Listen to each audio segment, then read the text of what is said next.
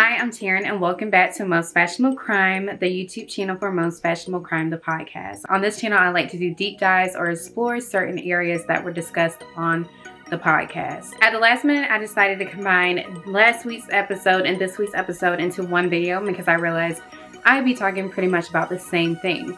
So in this video, I'm going to be talking about why I think certain celebrities, socialites, famous people, wealthy people, etc.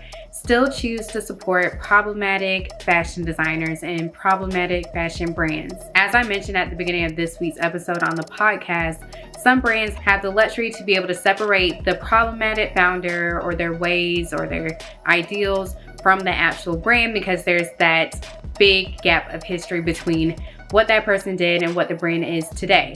Some brands, like I mentioned, Wang and Dolce and Gabbana, don't have that luxury. But as you can see, both companies are doing pretty well. Wang is having a comeback of sorts, and then Dolce & Gabbana is still Dolce & Gabbana. Depending on who you follow, you will see different reactions to certain celebrities wearing certain fashion designers. So I follow a lot of people that work in the fashion industry, people that work in editorial, journalists, stylists, etc. And they tend to have a higher level of, I don't know what to say, like respect for themselves when it comes to interacting with certain designers and certain companies.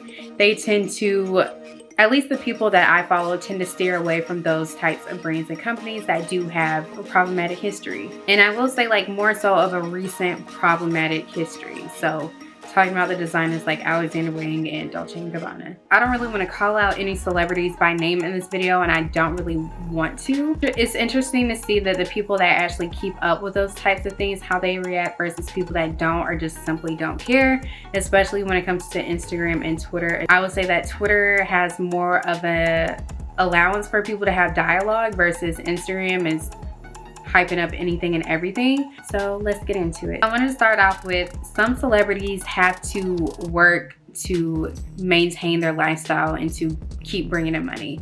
So what I'm saying is you have your celebrities like Beyonce, Rihanna, Taylor Swift, people that could really just stop working and they'll be perfectly fine. They can still maintain the life that they live and they won't lose anything. And I'm not going to mention the people on the other side, but you have your celebrities that essentially have to work to keep the lights on. Like, think of them as a company, and they have a team that they're basically financing. They have people, you know, like record labels and places that they owe work and deliverables. So they don't really have that luxury of just like kind of stopping what they're doing. Like, I'm sure they could scale down and be fine, but in order to keep maintaining that lifestyle, they don't have the ability to just stop working. I will say that a lot of celebrities are looking for free stuff, but there are celebrities that I don't want to say like they have to take on free things, but what I'm saying is they're not going to turn down free clothes, free garments, free press by wearing these designers, even though they're problematic. So as you may not know, a lot of celebrities get paid to wear certain designers, or they just get the designers' clothes for free to wear and then they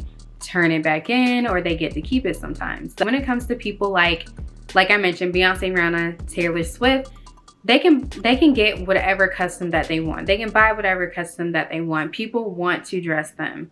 They can do whatever they want when it comes to fashion. They could, you know, start their own label today and be fine. A lot of celebrities don't have that luxury. So the second reason why I think some celebrities still support these designers or haven't taken a stance against them is because they actually have relationships with these designers.